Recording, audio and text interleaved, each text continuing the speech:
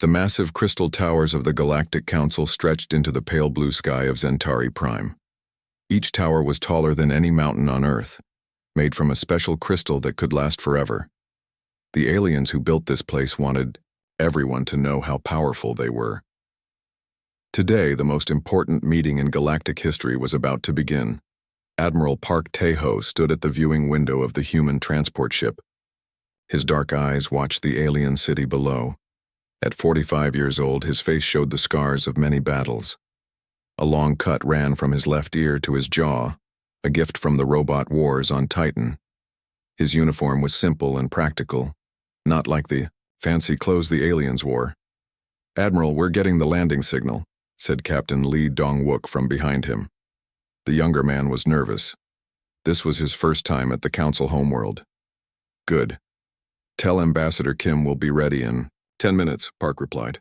He didn't take his eyes off the city. Something felt wrong about this place. It was too clean, too perfect. No real civilization looked this perfect. In the transport's main cabin, Ambassador Kim Na-ri checked her notes one more time. At 38, she had talked her way out of more alien conflicts than any human alive. She was small and looked peaceful, but her words could cut like a knife. Today, she would need every skill she had learned. "The Council has been planning this for months," she said to her assistant. "They think they can scare us into giving up our colonies." The transport landed with a soft thump on the crystal platform. Outside, alien guards waited in neat rows. They carried energy weapons that hummed with power. Their faces showed no emotion as the humans stepped out of their ship. The Council building was even bigger inside than outside. The ceiling was so high that clouds formed near the top. Thousands of alien representatives sat in curved rows that went up and up like a giant bowl. Each alien species had their own section, marked with strange symbols that glowed in the air. Admiral Park and Ambassador Kim walked down the long path to the center of the room. Their footsteps echoed in the huge space. Every alien eye watched them as they moved. Some aliens looked like giant insects. Others were made of what seemed like living metal. A few looked almost human, but with too many arms or eyes in the wrong places. At the center of the room was a raised platform where the council leaders sat. The most important one was called Council Prime Veltar. He was very old, even for his species. His skin was pale blue and covered with wrinkles that showed his great age. When he spoke, his voice filled the entire room without any machines to make it louder. "Humans of the Sol system," Veltar began. "You stand before the Galactic Council to answer for your crimes against galactic law." Ambassador Kim stepped forward. "We're here to listen to your concerns, Council Prime, but we don't accept that we've committed any crimes." A wave of angry sounds came from the alien representatives. Some hissed, others made clicking noises, and a few roared. Veltar raised one thin hand and the noise stopped. "For the past 50 years, your species has expanded beyond your home system, without permission." Veltar continued. "You have built colonies on 14 worlds that were not assigned to you. You have refused to follow the proper procedures for requesting new territory." Admiral Park stepped forward next to the ambassador. "Those worlds were empty when we found them. No one was using them." "That is not the point," said another council member. This one looked like a giant bird with golden feathers. "All expansion must be approved by this council. That has been the law for 3,000 years. Kim smiled, but it wasn't a friendly smile. "Those laws were made by aliens for aliens. Humans were never asked if we agreed to follow them." The room erupted in noise again. This time it took longer for Veltar to quiet them down. When the noise stopped, his voice was harder than before. "Your species has also built military ships that exceed the limits set by galactic treaty. Our scouts report that you have weapons that could destroy entire planets. This is forbidden." "Your scouts were lucky we let them leave alive," Park said quietly. His words carried clearly in the huge room. "Next time, they might not be so lucky." More angry sounds from the aliens. Some of them were standing now, shaking, their weapons or claws or tentacles at the humans.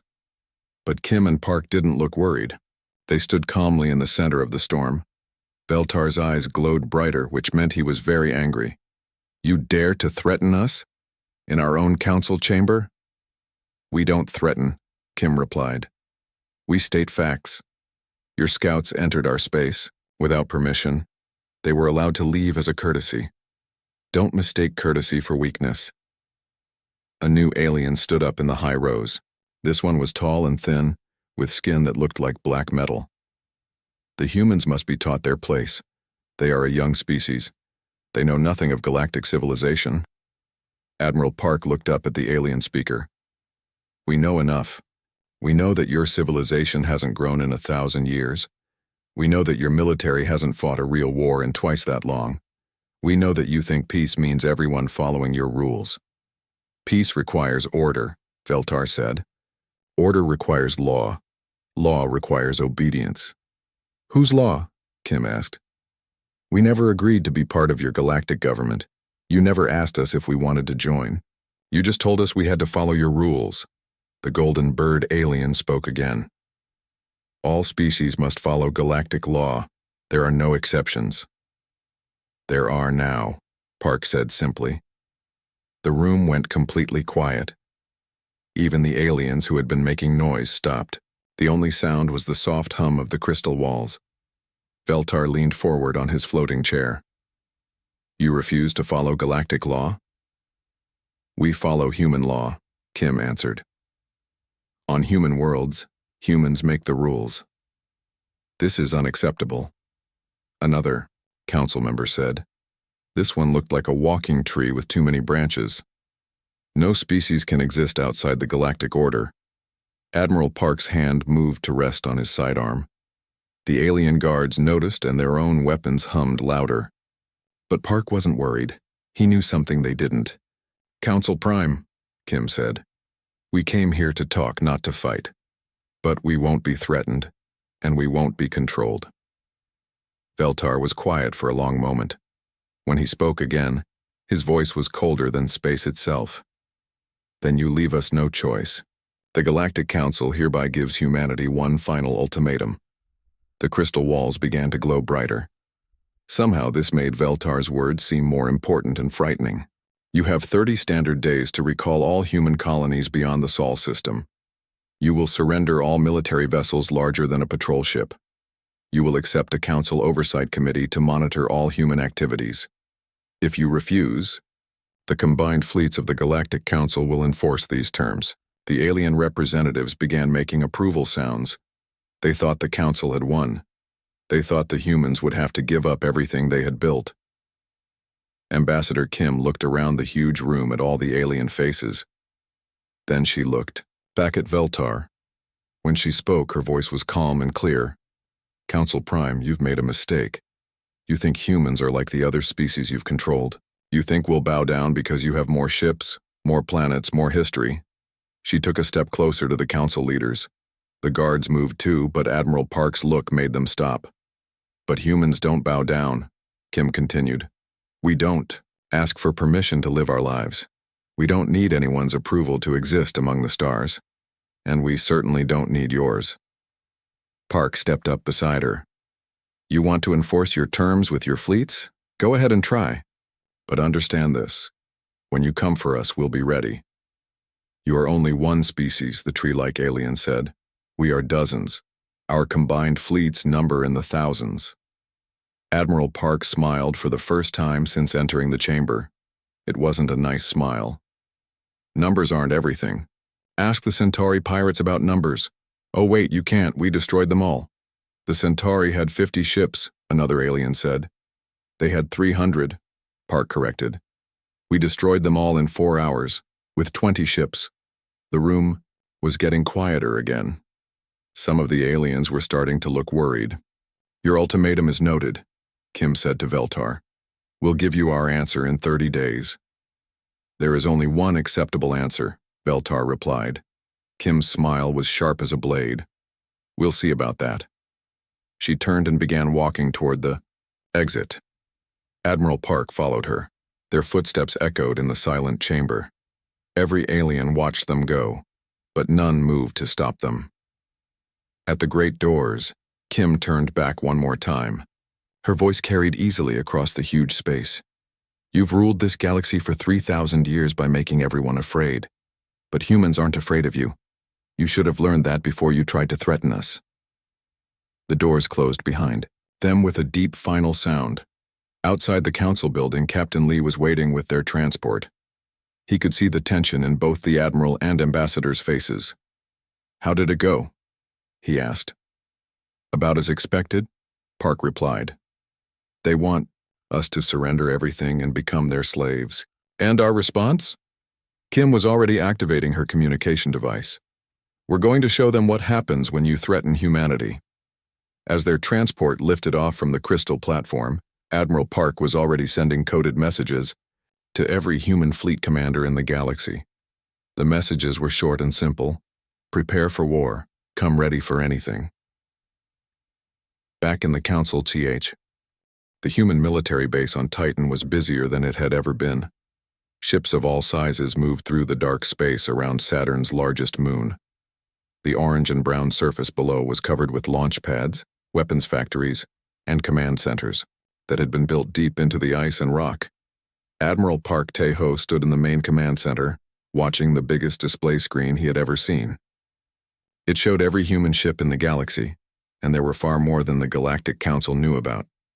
Red dots marked warships, blue dots showed supply vessels, and green dots were the colony ships that were still traveling to new worlds. "Report," Park said to the young officer at the communication station.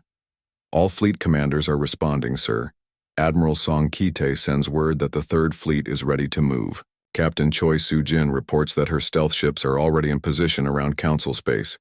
And Captain Lee Dong-wook says the new dreadnoughts are finishing their final tests." Park nodded. The plan he had been working on for 2 years was finally starting. The Galactic Council thought they were dealing with a small, weak species. They were about to learn how wrong they were. "Get me a connection to all fleet commanders," Park ordered.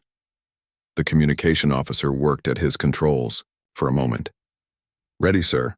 The main screen changed to show the faces of 12 humans. These were the best military commanders humanity had ever produced. Each one controlled dozens of ships and thousands of soldiers. Some were young, like Captain Choi Soo-jin, who was only 29.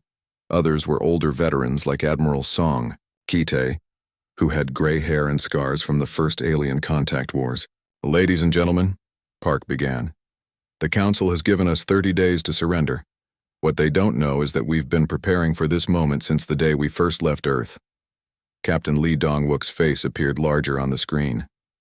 He was standing on the bridge of his new ship, the dreadnought Incheon's Pride. The ship was huge, bigger than anything the aliens had ever built. Its weapons could destroy a small moon, and its armor could stop almost any attack. "Admiral, my ship is ready for combat. The crew has been training for 6 months. We can be at Council space in 12 hours. "Not yet, Captain," Park replied. "We're not going to charge in like angry children. We're going to show them what human military planning really looks like." Another face on the screen belonged to Captain Choi Soo-jin. She was the youngest fleet commander, but also one of the smartest. Her stealth ships were already near the Council's most important worlds, watching and learning everything they could. "Admiral, my scouts have mapped all their defense positions. Their ships are old and slow. Their weapons haven't been updated in centuries. They're not ready for a real fight." Admiral Song Ki-tae, who controlled the largest human fleet, spoke next. "The question is, do we want to conquer them or just defeat them?" Park had been thinking about that same question for days. "We're not conquerors, Admiral. We're defenders. But sometimes the best defense means showing your enemies that attacking you would be the worst mistake of their lives." The room fell quiet as the commanders thought about his words. Park looked at each face on the screen. These men and women would lead humanity in the greatest military action in their history. "Here's what we're going to do," Park continued. "Captain Choi, your stealth ships will continue watching, but I want them positioned near every major council world, not just their military bases. We need to be able to appear anywhere at any time." Choi nodded. "Already working on it, sir. They'll never see us coming. Captain Lee, your dreadnoughts will be our heavy punch, but I don't want the Council to know about them until the moment we arrive. Can you keep them hidden for another week?" Lee smiled. "Sir, my ships are in the asteroid belt beyond Pluto. Even if the Council sent scouts to our solar system, they'd never find us there. Park turned to Admiral Song. Kite, I need your main battle fleet ready to move at a moment's notice. When we go, we're going to hit 12 Council worlds at the same time. Can you coordinate that many separate attacks? Song's face was serious. It won't be easy, but yes, my commanders know their jobs. When you give the word, we'll be ready. The other commanders on the screen began talking about their own preparations. Each human fleet had special abilities that the aliens didn't know about. Some ships could move faster than anything the Council had ever seen. Others carried weapons that could break through any defense. A few were equipped with devices that could shut down enemy ships without destroying them. But the most important advantage humans had was something no alien could understand. It was the way humans thought about war. The Council has been at peace for 1,000 years, Park explained to his commanders. They think war is about following rules and being polite. They think battles are won by having more ships or bigger guns.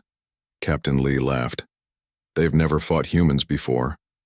Exactly, Park said. Humans don't fight fair. We fight to win. We use every advantage we can find, and we never give up until the enemy surrenders. Admiral Song's expression was thoughtful. The aliens think their technology is better than ours because it's older. They don't understand that newer can be better. Captain Choi spoke from her stealth ship near Council space. I've been watching their patrols, Admiral. They fly in perfect formations and follow the same routes every day. They've never had to deal with an enemy who might try to surprise them. Park nodded. That's going to be their first mistake. What else have you learned? Their communication systems are easy to break into. Their ships can't repair themselves if they get damaged, and their weapons take a long time to recharge between shots. Good intelligence, Captain. What about their defense stations? Big and impressive, but they depend on their ships for protection. If we can get past the ships, the stations won't be able to stop us. Park was pleased. His commanders had done their jobs well. The plan he had been developing was starting to look possible. There's something else, he said to all the commanders. The Council thinks this is just about our colonies. They think we're fighting for a few extra planets. They don't understand what this is really about. What is it really about, sir? Asked one of the younger commanders. Park's voice became harder. It's about whether humans will be free or slaves. The Council wants to control every aspect of our lives. They want to decide where we can live, what ships we can build, how we can defend ourselves. They want to turn us into another one of their pet species. The faces on the screen showed the same expression. It was the look humans got when someone tried to tell them what they couldn't do. We're not just fighting for our colonies, Park continued. We're fighting for the right to live, as humans. The right to explore new worlds, build what we want to build, and defend ourselves however we choose. Admiral Song spoke for all of them. Then we'd better make sure we win. We will win, Park said with confidence. Because we have something the Council has forgotten about. We have the will to fight for our freedom. The meeting continued for another hour as the commanders worked out the details of their plan. Each fleet would have specific targets and timing. The attack would be coordinated down to the minute, hitting the Council so fast and so hard that they wouldn't have time to respond. When the meeting ended, Park remained in the command center. Through the windows, he could see human ships continuing to arrive. Some came from the outer colonies loaded with marines and weapons. Others came from the secret shipyards that humanity had built in hidden locations throughout the galaxy. Captain, Lee Dong-wook appeared on a private communication channel. Admiral, can I ask you something? Go ahead, Captain. Do you think the Council will really attack us? Maybe they're just trying to scare us into giving up. Park thought about the alien faces he had seen in the Council chamber. The arrogance. The certainty that they were right and humans were wrong. They'll attack, he said. They've been in control for so long that they can't imagine anyone saying no to them. When we don't surrender in 30 days, they'll send their fleets to make us surrender. And we'll be ready for them. More than ready, Captain. We're going to show them something they've never seen before. We're going to show them what happens when you threaten a species that's willing to fight for its freedom. After the communication ended, Park remained alone in the command center. Outside, more ships continued to arrive. The asteroid belt was filling up with human warships of every type. Soon, the largest military force in human history would be ready to move. But Park wasn't thinking about the ships or the weapons.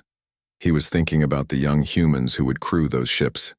Men and women who had been born on distant worlds, who had never seen Earth but still called themselves human. They were about to fight for the right to remain free. The Council had made a simple mistake. They thought humans were like the other species they controlled. They thought fear and threats would be enough to make humans obey. They had never met a species that preferred to fight rather than surrender. They were about to learn what that meant. In 30 days, the galaxy would never be the same. Council Prime Veltar was reviewing morning reports when the first alarms began to sound. The crystal towers of the Council building had never heard such noise before. Emergency signals screamed from every communication device at once.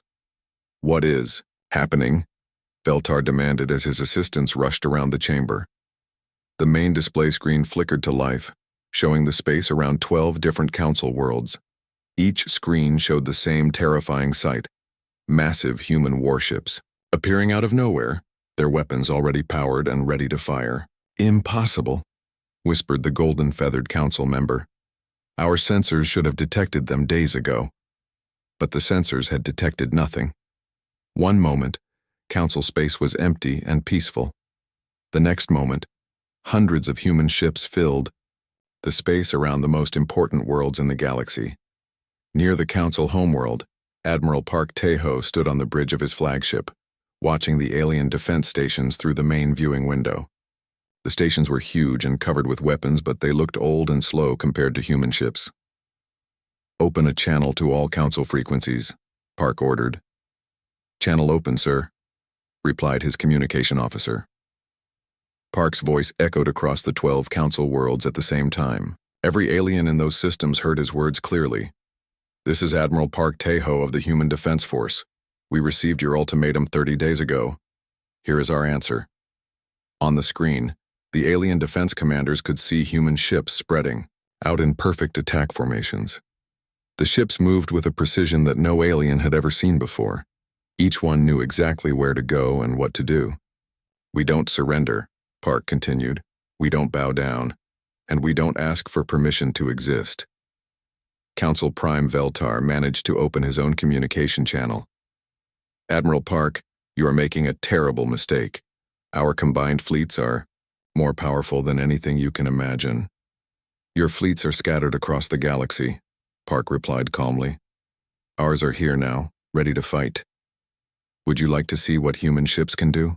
Before Veltar could answer, something incredible happened. The human ships began to move in ways that should have been impossible. They twisted and turned through space like dancers, avoiding the defensive fire from the Council stations while getting closer and closer to their targets. Captain Yu Jaemin commanded the massive carrier Sol's Hammer. His ship was bigger than anything the Council had ever built, and it carried 300 fighter craft. As the alien defense stations opened fire, he gave a simple order: launch all fighters. The carrier's launch bays opened like flowers blooming in space. Clouds of small, fast human fighters poured out, moving in formations that made the watching aliens dizzy. Each fighter was piloted by a human who had trained for years to fly in combat. Lieutenant Bae So-young led the first fighter squadron. At 26, she was one of the youngest pilots in the fleet, but also one of the best. Her fighter moved through the alien defensive fire like it was dancing to music only she could hear. "This is Wolf Leader to all fighters," she called over the communication system. "Show them what human pilots can do." The human fighters began a demonstration that the Council would never forget. They flew between the alien defense stations at impossible speeds, their movements perfectly coordinated.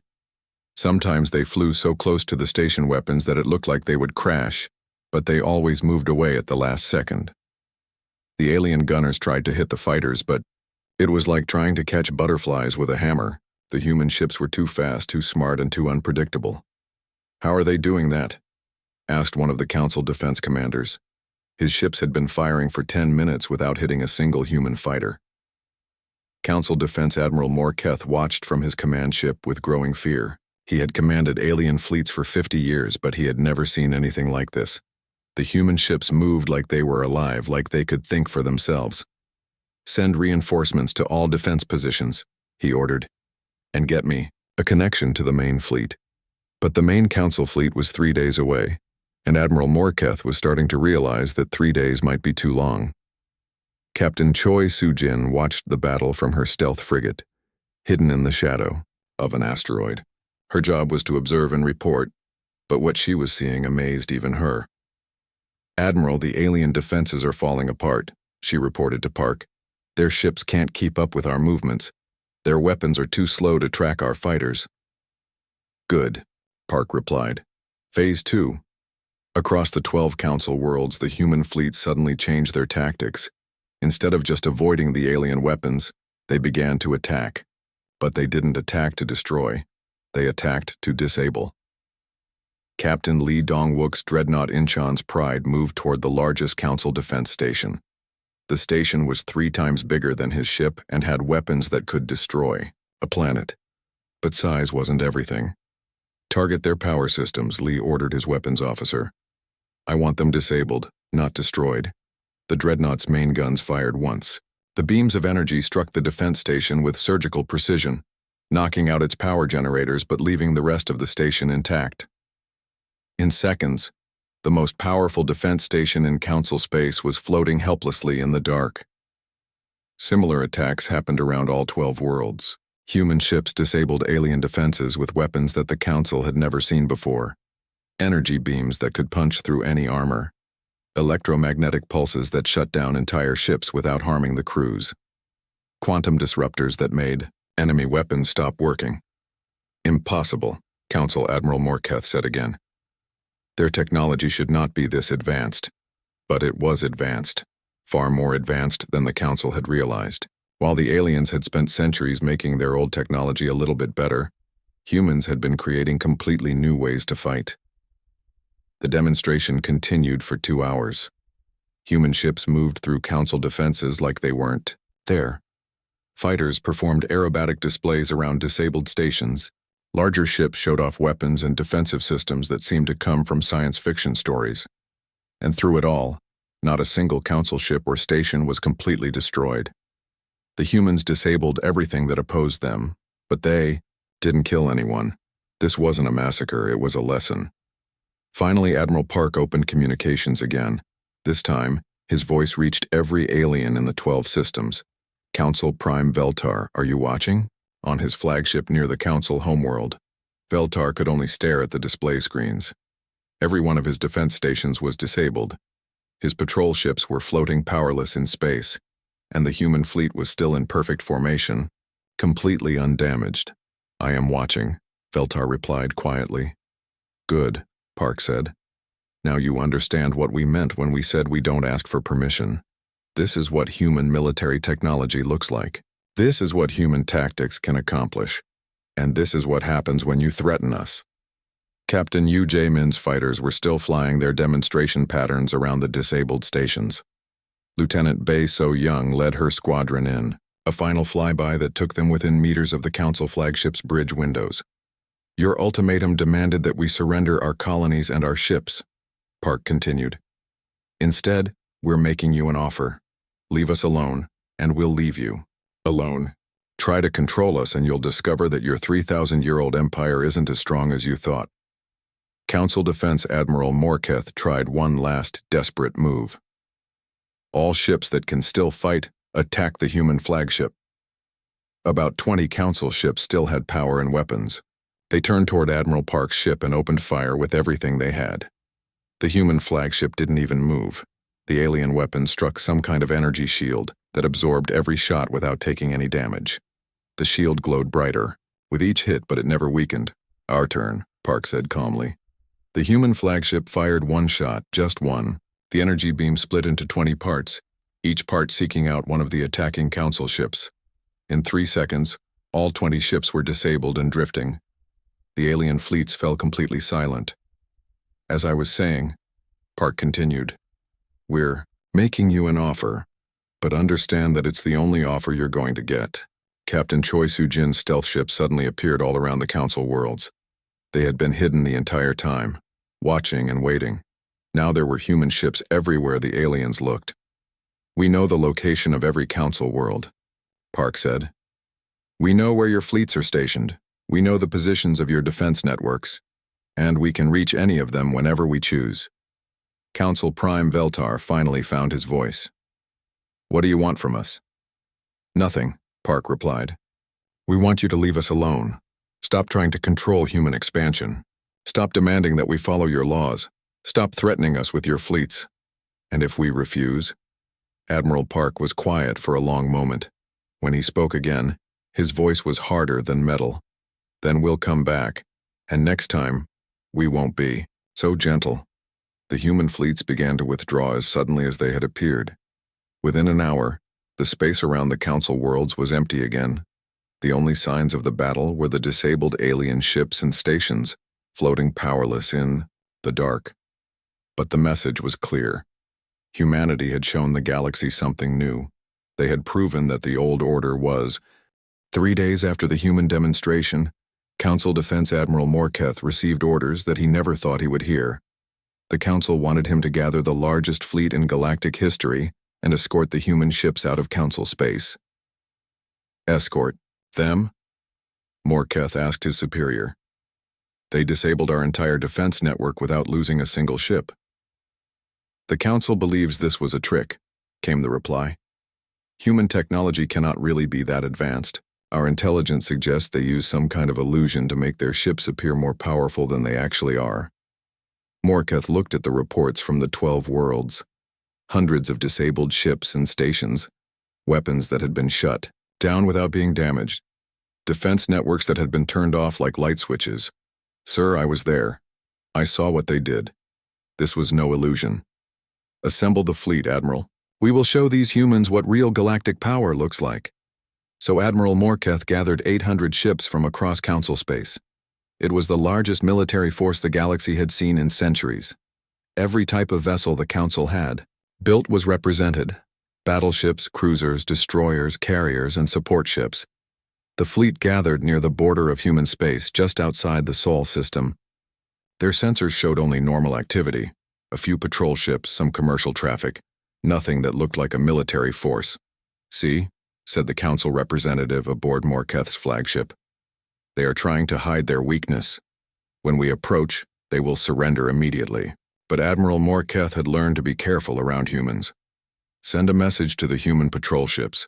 Tell them we're here to discuss the new territorial arrangements. The human response came back within minutes. It was from Admiral Park himself. Admiral, Morketh, you're welcome to discuss anything you want. But you should know that bringing 800 ships to a peaceful discussion might be seen as a threat. We're not threatening anyone, Morketh replied. We're simply showing our strength. I see. Well, since you're showing your strength, perhaps we should show ours. At first, nothing happened. The Council fleet continued toward the inner solar system, their sensors showing only the same few human patrol ships. Then Captain Ryu Minho activated his electronic warfare systems. Captain Ryu commanded a ship that looked like a simple cargo vessel, but inside it carried the most advanced computer systems humanity had ever built. His job was to fight wars in cyberspace, and he was very good at his job. Beginning electronic infiltration, he reported to Admiral Park. The Council ships suddenly found that their communication systems weren't working properly. Messages between ships became garbled. Navigation computers started showing wrong positions. Weapon targeting systems began locking onto their own fleet instead of the humans. What's happening? Demanded the Council representative on Morketh's ship. Some kind of interference, the Admiral replied, but he was starting to suspect it wasn't natural interference. The interference got worse. Council ships began getting false sensor readings that showed thousands of human ships surrounding them. Their computer systems started playing human music instead of status reports. Navigation displays began showing pictures of Earth's oceans instead of star charts. This is impossible, said the ship's technical officer. Our systems are completely isolated. Nothing should be able to affect them from outside. Captain Ryu smiled as he watched his infiltration programs spread through the Council fleet's computer networks. The aliens had built their systems to be secure against physical attack, but they had never considered that someone might attack the software itself. Admiral Park, he reported, I have complete control of their fleet networks. I can shut down any system on any ship whenever you want. Not yet, Captain. Let them see what else we can do. The next surprise came from Commander Han Ji-woo. She led the human marine forces, soldiers who were trained to fight in any environment against any enemy. Her job was to show the aliens that humans were superior fighters, not just superior pilots. Admiral requesting permission to board one of their ships, she said. Permission granted, Commander. Make it educational. Commander Han and 20 Marines left their ship in small, fast boarding craft. The craft were so small that the Council sensors barely detected them. By the time the aliens realized what was happening, the Marines were already attaching to the hull of a Council battleship.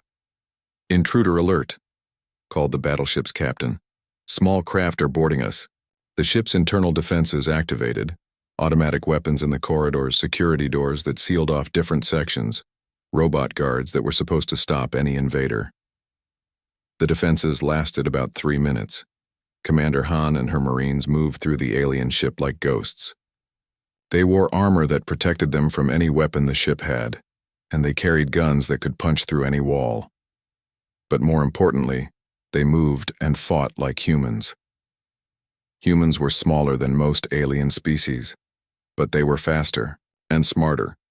When an alien guard tried to corner a human Marine, the human wasn't there anymore. When aliens tried to overwhelm them with numbers, the humans used tactics that no alien had ever seen. Engineering secured, reported one Marine. Bridge secured, reported another. Weapons control secured, came a third report. In 15 minutes, 20 human Marines had taken control of a battleship that had a crew of 3,000 aliens. None of the aliens were seriously hurt, but they were all very confused about how it had happened so fast. Impossible, said Admiral Morketh when he received the report. A 20-person boarding party cannot capture a battleship. Sir, came the reply from the captured ship. They're not like any soldiers we've ever faced. They move like they can see in the dark. They know the layout of our ships better than we do, and their weapons cut through our armor like it's made of paper. Commander Han appeared on the communication screen from the captured ship's bridge. Admiral Morketh, your ship is now under human control. We'll return it to you in a few hours, but we wanted to demonstrate something. What are you demonstrating? That human soldiers are individually superior to any alien troops in the galaxy. If we wanted to capture your entire fleet with boarding parties, we could do it in one day. The demonstration continued. Dr. Shin Haye-jin, the chief technology officer of the human fleet, began showing the aliens exactly how advanced human technology really was. Admiral, she reported to Park, beginning technology demonstration. Dr. Shin activated systems that the Council had never seen before. Human ships began to change shape, their hulls flowing like liquid metal to optimize for different types of combat. Weapons that had been hidden inside the ships emerged from impossible places. Shield systems activated that made the ships almost invisible to alien sensors. How are they doing that? Asked a Council ship captain, watching a human cruiser transform from a sleek exploration vessel into a bristling war machine. Unknown, replied his technical officer. Our sensors show that their hull material is changing at the molecular level. This should not be possible. But it was possible because humans had learned to build ships that could repair themselves, improve themselves, and adapt to any situation. While the Council was still using technology that was thousands of years old, humans were creating new solutions every day. The most impressive demonstration came when Dr. Shin showed how human ships could coordinate with each other. The human fleet began moving as one unit, like a school of fish or a flock of birds. Each ship knew exactly where every other ship was and what it was doing. Their fleet is acting like a single organism, observed Admiral Morketh. Our ships could never coordinate that precisely. It's their communication systems, his technical officer explained. They're using quantum entanglement for instant communication across any distance. No time delay, no interference, no way for us to intercept their messages. The Council fleet tried to respond to the human demonstrations. They activated their own most advanced weapons and defenses. They called up their elite soldiers and their best pilots. They used tactics that had worked for thousands of years. Nothing they did made any difference. Human electronic warfare continued to disrupt their systems. Human Marines continued to board their ships at will. Human technology continued to show capabilities that seemed to come from science fiction. After 6 hours of demonstrations, Admiral Park opened communications with the entire Council fleet. "Admiral Morketh, have you seen enough?" Morketh looked around his bridge at the confused and frightened faces of his crew. His fleet of 800 ships had been completely outmatched by 50 human vessels. "What do you want from us?" he asked. "The same thing we wanted 3 days ago," Park replied. "We want you to leave us alone. We want you to stop trying to control human expansion, and we want you to understand that threats don't work on us." "The Council will never accept human independence," said the Council representative on Morketh's ship. Admiral Park's voice became colder. "Then the Council will learn what happens when you fight a species that's willing to do whatever it takes to remain free." Captain Ryu chose that moment to demonstrate his most advanced capability. Every ship in the Council fleet suddenly lost power. 800 vessels went dark and silent, floating helplessly in space. For 30 seconds, the Council fleet was completely dead. No power, no life support. 2 weeks after the Council fleet's humiliating retreat, a single ship approached human space.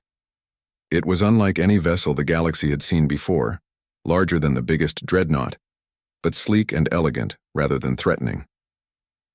The ship's hull seemed to be made of crystalline metal that shifted colors as it moved through space.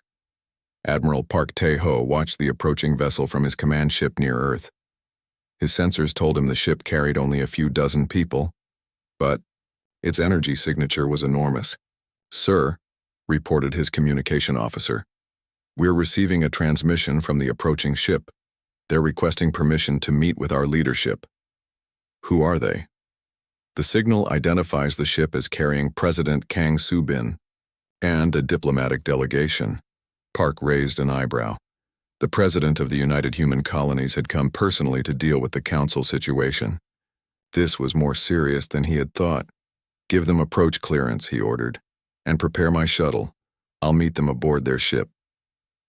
An hour later, Admiral Park found himself in the most impressive meeting room he had ever seen. The walls were transparent, giving a perfect view of Earth and its moon. The furniture seemed to grow from the floor itself, perfectly shaped for human comfort. President Kang Soo-bin was a small woman of 47, but her presence filled the room. She had led humanity through 10 years of expansion and growth, making the difficult decisions that had turned humans from a single-planet species into a galactic power. "Admiral," she said as Park entered the room, "excellent work with the Council demonstrations. You've given me exactly what I need for the next phase." "Thank you, Madam President." "What is the next phase?" President Kang smiled, but it wasn't entirely a friendly expression. "We're going to restructure galactic civilization, and we're going to do it in a way that ensures this never happens again." Also present in the room was Ambassador Kim Na-ri, who had returned from the Council homeworld with detailed intelligence about the alien political structure. Her reports had been crucial in planning the human response. "The Council is in chaos," Kim reported. "Half the member species are demanding military action against us. The other half are terrified that we'll attack them next, and a few are quietly asking if they can join our side." Admiral Park sat down across from the president. "What exactly are you planning, ma'am?" "Something the galaxy has never seen before," President Kang replied. "We're going to create a new kind of galactic government, one based on merit and contribution rather than age and tradition." She activated a holographic display that showed the current political map of the galaxy. Thousands of worlds were marked in different colors, showing which species controlled which territories. "The Council system has been in place for 3,000 years, President Kang explained. It's based on the idea that older species should control younger ones, that the first civilizations to reach space automatically deserve to rule everyone who comes after. And that's about to change," Admiral Park guessed. "Completely. We're going to propose a new system where species earn their influence through what they contribute to galactic civilization: scientific advancement, technological innovation, military protection, trade benefits, These things will determine political power, not how long you've been flying between stars. Ambassador Kim activated another display, this one showing detailed information about dozens of alien species. We've been studying every member of the Council. Most of them haven't made a significant contribution to galactic civilization in centuries. They just exist, using technology and ideas developed by others. While species like humans, President Kang continued, develop new technology every year, explore new regions of space and create new solutions to old problems. Under our proposed system, contribution equals influence. Admiral Park could see where this was leading. And if the Council refuses to accept this new system, President Kang's smile became sharper. Then we'll demonstrate that the old system no longer works. We'll show every species in the galaxy that following the Council's orders is optional, but following the rules of the new system is not. The conversation was interrupted by the arrival of another ship. This one was immediately recognizable as a Council diplomatic vessel, flying under a flag of truce. They're requesting permission to board, reported the ship's communication officer. Let them come, President Kang said. It's time for the real negotiations to begin. The Council delegation was led by Council Prime Veltar himself, along with representatives from 12 major alien species. They entered the human ship's meeting room with visible nervousness, their eyes constantly moving to check for threats. President Kang, Veltar began formally, the Galactic Council appreciates your willingness to meet with us. Council Prime, President Kang replied, I appreciate your willingness to recognize that things have changed. The two leaders sat across from each other, with their advisors and military officers arranged behind them. The tension in the room was thick enough to cut. The Council is prepared to offer humanity full membership, Veltar said. You would have the same rights and privileges as any other galactic species. Under the current system, President Kang replied, where decisions are made by species that achieved spaceflight thousands of years ago, regardless of their current contributions or capabilities. The system has maintained galactic peace for millennia. Ambassador Kim spoke up. The system has maintained galactic stagnation. When was the last time a Council species developed a new technology? When was the last time they explored beyond the known regions? When was the last time they solved a problem instead of just managing it? Veltar's advisors whispered among themselves. Finally, he spoke again. What are you proposing? President Kang stood and activated the holographic display. A new galactic organization, the Human Council Alliance. Membership is open to any species, but influence is based on contribution. She began explaining the new system in detail. Species that developed new technology would gain political power. Species that explored new regions would gain territory, rights. Species that provided military protection would gain security influence. Species that created trade networks would gain economic authority. This is completely contrary to galactic tradition, protested one of the alien representatives. Galactic tradition hasn't prepared you for galactic reality, Admiral Park interjected. Your traditions assume that older means wiser, that first means best. But humans didn't ask for permission to prove those assumptions wrong. President Kang continued her presentation. Under the new system, Earth would serve as the military headquarters, but the capital would rotate among different worlds based on their contributions. Scientific advancement would be rewarded with research authority. Peaceful species would be protected by more militaristic ones. And if we refuse? Veltar asked. Then you'll discover that the old system no longer exists, President Kang replied, simply. We've already demonstrated that Council military power can't enforce Council decisions. Without enforcement, laws become suggestions. Without laws, governments become irrelevant. The alien representatives talked among themselves in their various languages. Finally, Veltar spoke for all of them. This is not what we expected when we came here. What did you expect? Ambassador Kim asked. We expected to negotiate the terms of human submission to Council authority. President Kang laughed, but it wasn't a cruel sound. Council Prime, submission is not in human nature. We don't submit to anyone or anything. We cooperate with those who deserve cooperation, and we protect those who need protection. But we never submit. Admiral Park leaned forward. You have a choice to make. You can try to maintain the old system and fight a war you can't win against an enemy that doesn't follow your rules. Or you can help us build something better. What guarantee do we have that humans won't simply become the new overlords? Asked another alien representative. The same guarantee you had with the old system, President Kang replied. None. The difference is that in our system, if we become corrupt or ineffective, other species can challenge our position by contributing more than we do. In your system, power belonged to whoever had it first, regardless of merit. The negotiations continued for hours. Slowly, the outline of a new galactic government emerged. The council would be transformed into an advisory body. Real power would be distributed among species based on their ongoing contributions. Military protection would be provided by the most capable forces, which meant primarily human fleets. There's something else, President Kang said as the formal negotiations neared their end. The new system will actively encourage expansion and exploration. Species that discover new worlds, new resources, or new technologies will be rewarded. No more asking permission to explore. No more restrictions on settlement. Veltar looked tired. He had lived through the entire period of council dominance, and now he was watching it end.